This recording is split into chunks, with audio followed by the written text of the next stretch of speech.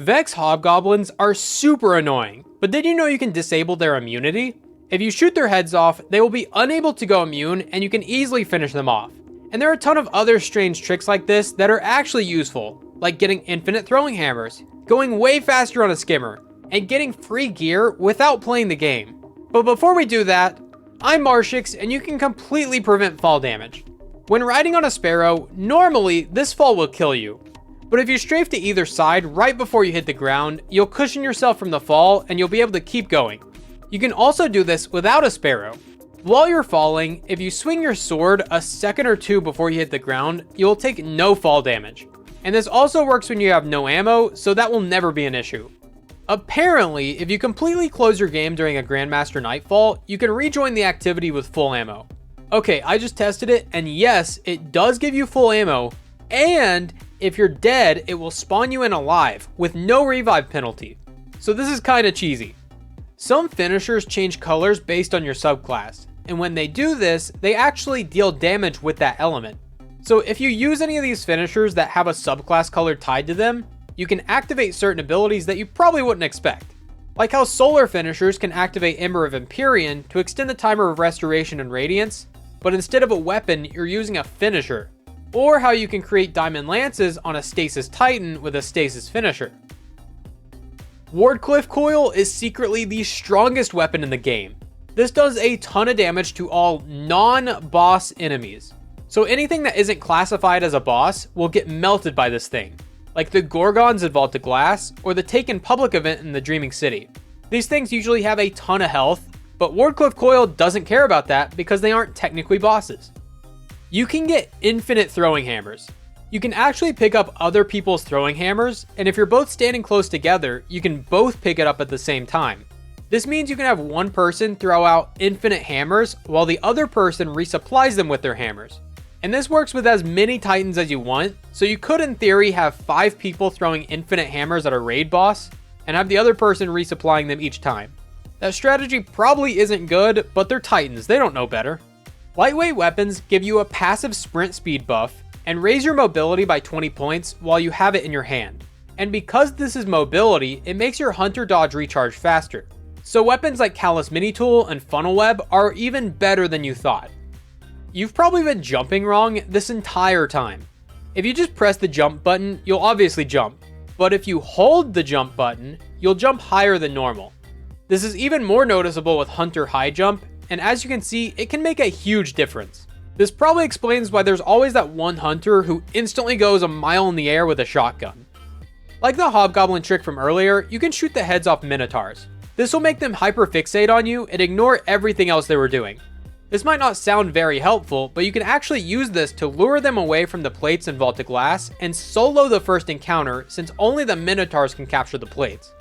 If you ever accidentally load into the wrong activity or awkwardly join the wrong person by mistake, instead of waiting to load in and then leave, you can simply swap characters in the settings menu.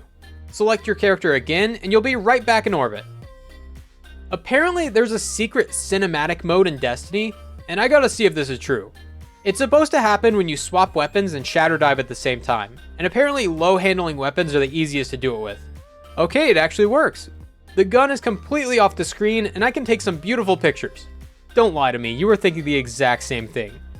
Skimmers are brand new to the game and they shipped with some really funny tricks. Shout out to Cheese Forever for the next 3 skimmer tricks because I saw this from his channel.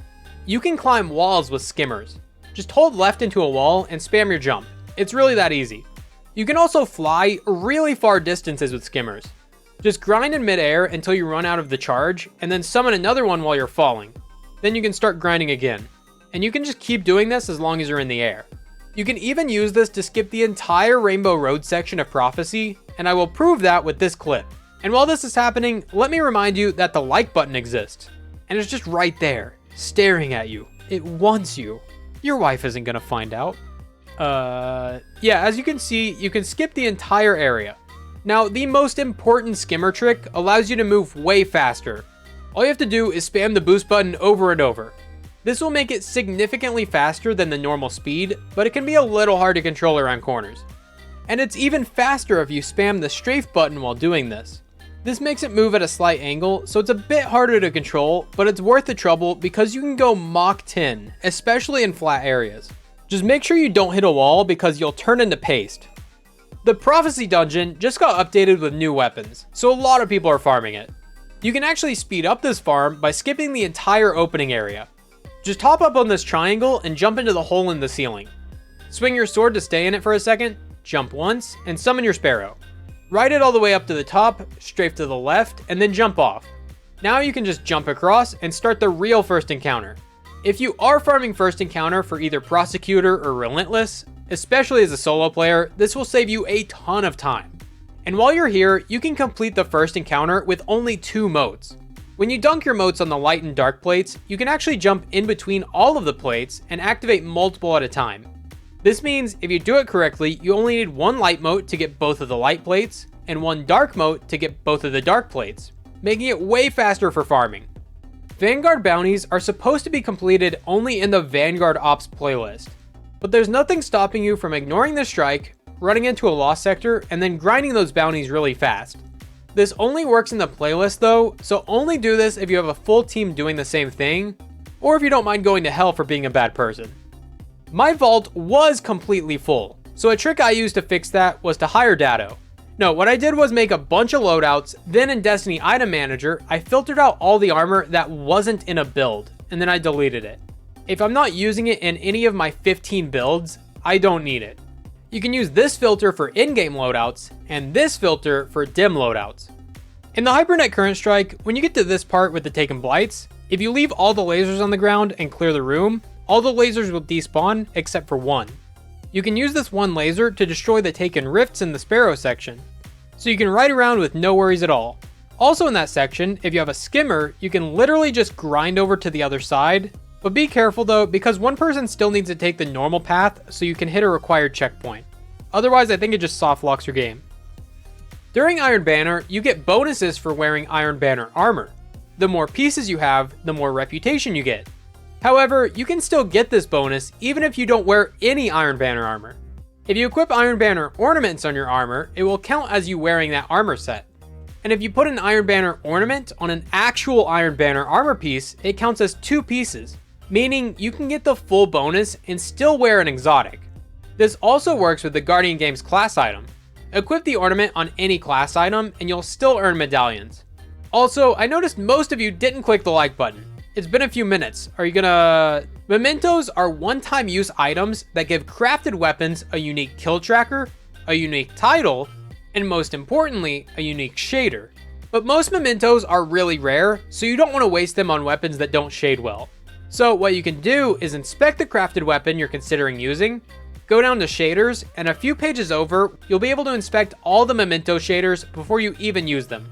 This includes the Gambit, Nightfall, Trials, Festival of the Lost, Dawning, and Guardian Games mementos. You can also favorite them while you're at it to make them way easier to find on other weapons. The Warlord's Ruin dungeon has a puzzle that has you shoot these weird spinning things on the walls, but you can literally just skip this by using a finisher on the one enemy that spawns. It doesn't auto-complete the puzzle, but it does give one person an easy line of sight to every spinning thing, so you only really need one competent person on your team. Perks like Encore give you a bunch of different stat increases, but you can't actually see how much they affect your weapons. But if you go over to d2foundry.gg, you'll be able to search for any weapon in the game, click on the perks you have or the perks you're looking for, and adjust the settings to see exactly how much each perk gives and at each stack. And it'll even show you how that affects your weapon's total stats. As you can see with this buzzard, some weapons can get kinda crazy. Destiny players love efficiency, and what's more efficient than earning Trials gear without playing the game? If you head over to twitch.tv and watch a Destiny streamer playing Trials, you can react to the end of their matches. Once you react 10 times, you'll get 200 Trials rep, which goes towards getting Trials engrams and these extra rank up rewards at Saint 14. Just please make sure you link your Twitch and Bungie accounts first, or else this won't count for you. Also, right now is Guardian Games, and you can earn a free diamond medallion that gives you Ascendant alloys and a guaranteed Guardian Games memento. All you have to do is watch a Destiny streamer with drops enabled for 2 hours, and you can see that in the top of their chat. So click the link in the description to watch my stream right now and you'll get free loot. Once you claim the medallion on Twitch, restart your game and you can grab it from Eva Levante in the tower. And be sure to turn it in on Warlock to get extra rewards. Trust me. This next trick allows you to get not just god rolls, but super god rolls. But you have to watch this video to see how. Thanks for watching, I'm Marshix, and I'll see you next time.